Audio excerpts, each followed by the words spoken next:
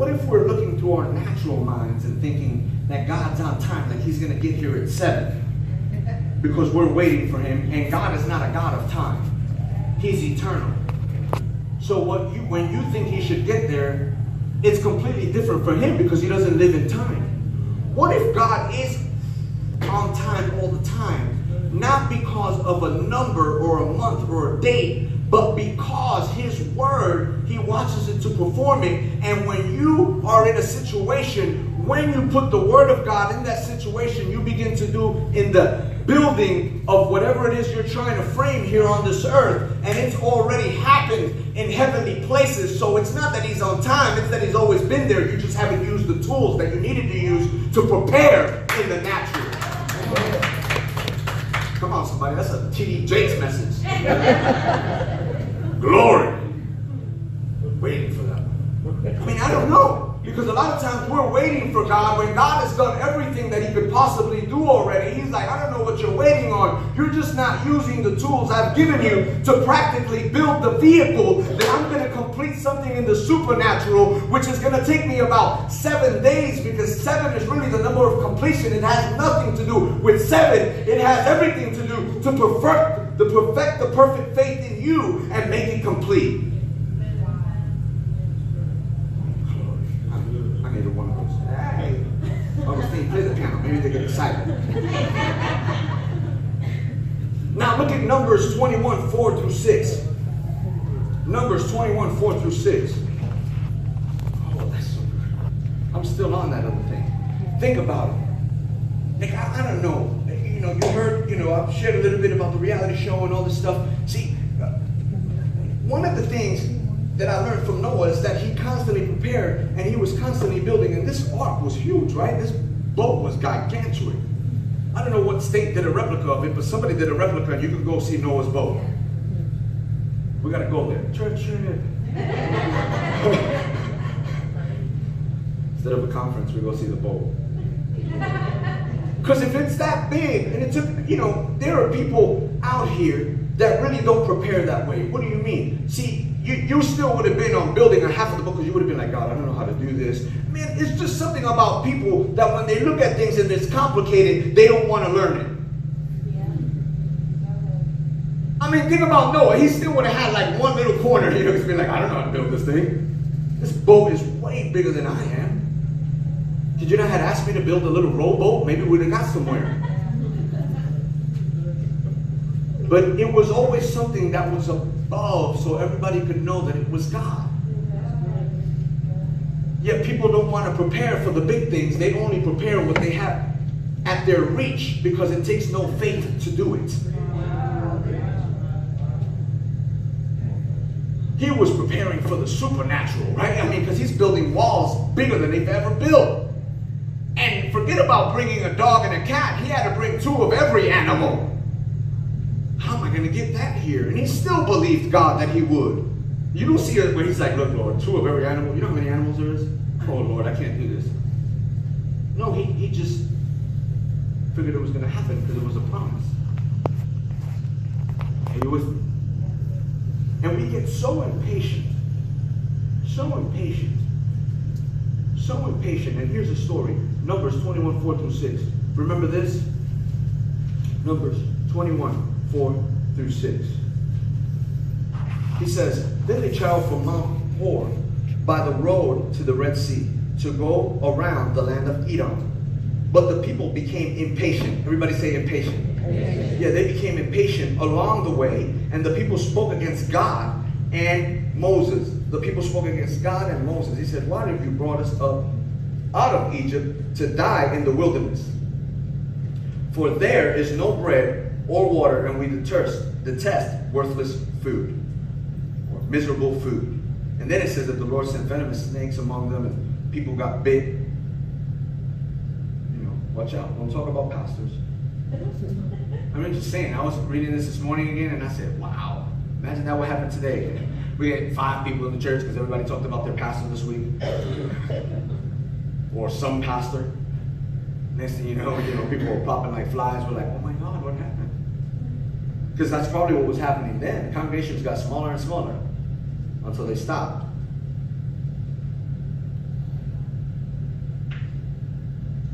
And here they're talking against God and against Moses, the guy who's delivering the message from God.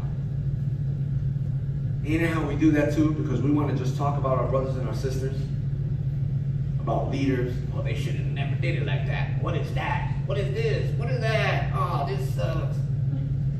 And we start complaining. Yeah, you don't serve at all. I'm just saying. You just concentrate on you and your family, yet you have complaining about everything else. And so here, Moses, because I see Moses doing his best to listen to God, you know. I mean, the trip might have been a little crazy, but shoot, he got you out of Egypt. He got you out of what you were in bondage out, and he's just following God's instructions. He don't even really know that the sea is going to part. He just knows I got to get to the Red Sea. But he don't know that the sea is going to part. He's living in faith, just like you are listening to him. Oh, Jesus, get me quiet in here. He saved them from Pharaoh's army and made great promises to them. But they were impatient and complained. Everybody say a lot. A lot. They sure did. They complained because it was a lack of trust is why they complained all the time. They didn't trust. They didn't trust God. Think about it. He got them out of Egypt, yet they didn't trust him that he knew the way. And then they didn't trust Moses. I wonder how many people probably complained and bickered at Moses.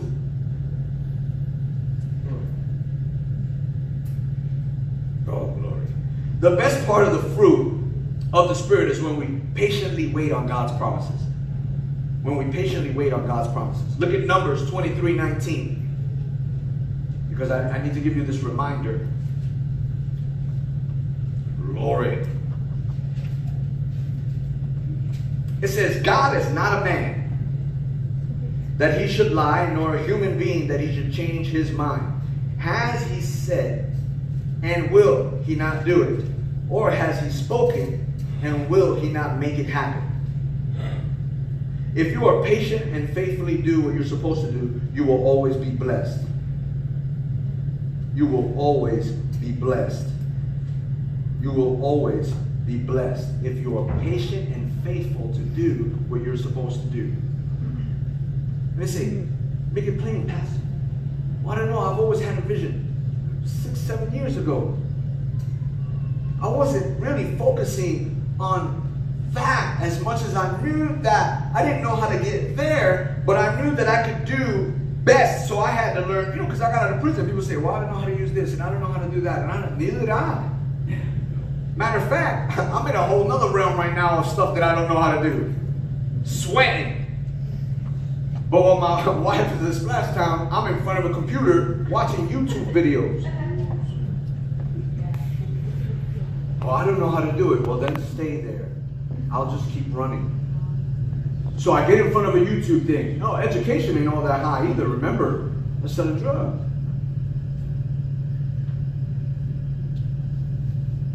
So I don't like going to school and graduating, passing, and crying, hard work, sweating, because I believe in God's promises. If he showed me something, then it's up to me to prepare and do all that I can do. But you got people that are preparing and doing all that they can, and then you got people that are just watching and don't want to learn nothing. Yet they look at the ones that are fruitful and they're like, man, how come you got the position? Because they've been preparing for 120 years. They've been believing for the promise for 120 years without complaining, just walking it out, going, I don't know what you're doing, but this is kind of cool. Oh, this is so good. I don't know about y'all. I love it. Impatience is a fruit of selfishness. Impatience is a fruit of selfishness. So this is where God took me back to love. And I'm like, man, that's why it's the first fruit. Every time I read another fruit, I go back to the first fruit. See, you can't be patient without love. That's why, if you go to 1 Corinthians 13, it says love is patient. No, it's patient. See, you can't be patient without love, because patience requires you to live a selfless life. Love is patience, because patience is dying to self longer. Or, do a bunch of push-ups military or run a ton of laps. And so I remember that I had to die to self, now that I'm thinking about it, because I had to listen to the person that was before me to tell me when I was going to do things. Again, not by choice, but I was put at a place where I had to do these things. Everybody with me so far? Okay, awesome. So when we look at the word patient, I'm going to read Galatians. Let me read Galatians because, maybe somebody just got here today for the first time. Let's go to Galatians real quick. Galatians 5:22, it says, but the fruit of the Spirit is love, joy, peace, patience, kindness, goodness, faithfulness, and gentleness. Against such things, or in self-control, against such things there is no law. And so when I looked up the word patient in that scripture, it comes from the word upomino, and it means to remain under, to bear up under a burden. And I've said this before, and I'm always thinking about the turkey. I always think about the turkey when I think about being patient, because the turkey, now it has a little pop-up thing. But when I was growing up, it didn't really have the pop-up thing.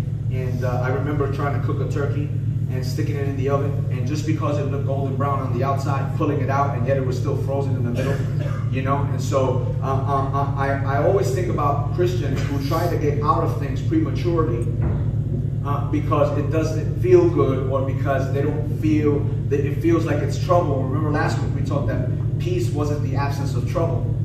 It was something that you have inside that you're able to remain. And when I think about this, I think about us being in a certain situation where we can be under this situation without really running, without really having to leave. Because, when I was in Florida a few months back, I remember worshiping. And I remember while I was worshiping, the Lord speaking to me. And, it's funny, He reminded me again about this last night, that when we're standing, it's not us standing, it's Him standing for us. And while I was worshiping, I was like, what does that mean? And I get it, because a lot of times you're like, man, I'm trying to do this, I'm trying to do that, because it's never our strength, it's always His strength. And He's the one that stands in situations. And because of Him, because remember, no longer I live, but it is Him who lives in me. It is Him who is able to stand in a situation and really stand there, because you're not supposed to be in the way anyway. But I think a lot of times we don't let Jesus stand. We stand and we just say, Jesus, you want to come? And then we really want to throw Jesus in when it gets really, really bad. A patient person is able to endure much pain, much suffering, and without complaining. In other words, if a patient person would be a person that is slow to anger and waits for God, or let's just say a person with a good attitude in a time of trouble. Patience is trusting God to keep His promises in His perfect timing. Patience is being willing to wait for something without being annoyed or restless. I don't know about you, but a lot of times, I had to learn this one in traffic. Right? Because a lot of times people get crazy in traffic. I mean, people get shot in traffic nowadays. And so I had to give a different perspective. My wife, remember we would be in the car, I know another Ruthie story. And, Ruthie and I would be in the car, and I guess from prison and all of that, I had learned it really didn't matter if we weren't moving. I just find something to do, because I had to do that in prison. Rather than sit there, I could sit there and complain, or I could sit there, but that wasn't going to get me anywhere. I had to find a substitute to do something so that time would be good. So while I'm in the car, if there's a lot of traffic, I either jam, I make up songs. I mean, it's your story. Make up songs, I do whatever. I put on a sermon, I turn it into my office. I go, hey, I'm going to turn it into my office. Who do I have to call? And I just start calling people while I'm in the car. Rather than getting frustrated, I decide to remove myself out of the equation and do something that heaven would do. Ooh, I got quiet. Glory.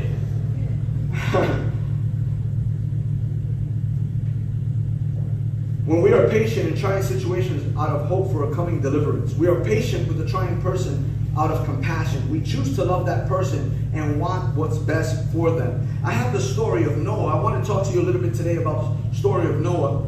And I'm just going to read it. I'm going to read it out of Galatians. I didn't give them the scripture. I just decided to read it right now. So Galatians 7.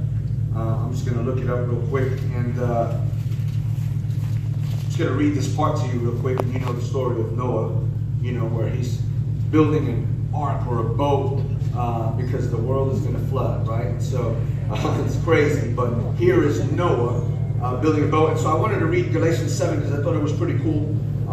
When we see Noah hearing from God a promise, which there was going to be a flood. Genesis. It's early in the morning, guys. It's early in the morning. Thank you. Genesis, story of Noah. I'm in Genesis. You guys weren't? You know, Genesis. They're like, oh my God, he's in Galatians too? They both start with G, guys. You know, Galatians. I just came out of Galatians, you know. Grace.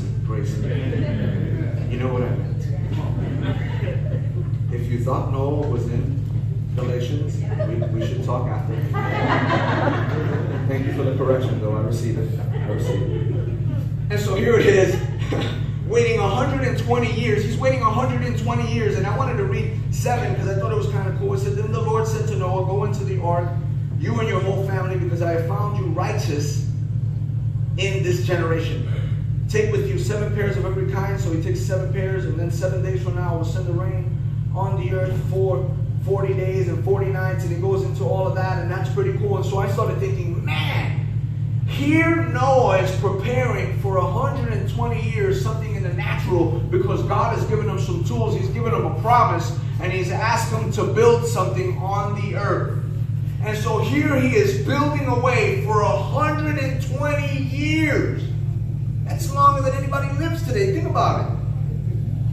You never see him complaining, and it wasn't like the ministry was a success. I mean, because he didn't even have one convert. Nobody got in the boat. So 120 years, he doesn't even have a convert. Not even one. We would call that a failed ministry, right? He didn't even have one salvation. He just had animals. But he built this for 120 years. You don't see him complaining. You just see him believing in the promise. And then after 120 years, he tells them to get in the boat. And then another 7 days. Because, I mean, you figure I get in the boat. I waited 120 years. Can it rain today? So I can make sure that this is accurate. So now I got to sit in the boat. And my family's hanging out with me, right? And they're looking at me crazy now because 120 days, 120 years have passed. I'm in the boat. I don't build the boat. We're in the boat. We got the animals. Not a drop of rain. I know Ruthie would have got me. I know it. Oh, I know it. She would have had to repent after. She would have been like, are you sure you heard from the Lord? I mean, because it's 120 years. You hear what I'm saying? It's 120 years that he believed for a promise. And then he gets in the boat. No rain. Everybody's looking at him. Day 2, you know, they're like, Robert, are you sure? Day 3, great. I mean, I think this one, you missed it. Day 4, them days are seeming long too, because he's been building for 120 years. He's probably walking around, but I mean, we don't see him complaining. He just believes in the promise. I wonder how often when I was reading that, I started thinking, man, isn't it crazy that a lot of times we get so impatient because we're not believing in the promise.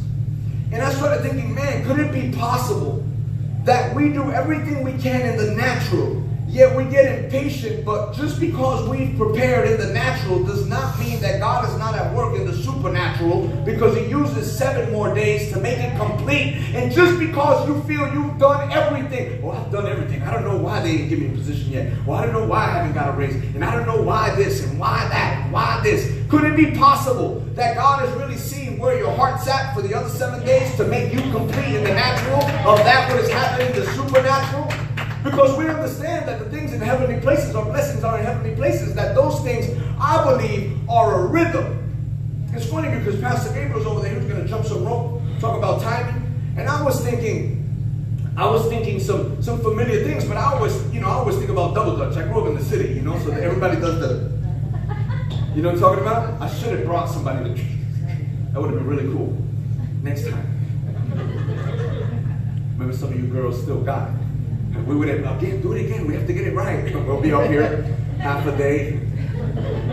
And so the amazing thing is that could this be a possibility? I don't know. I had this thought. And it's just a thought. But I started thinking, man, because we're always talking about God's on time.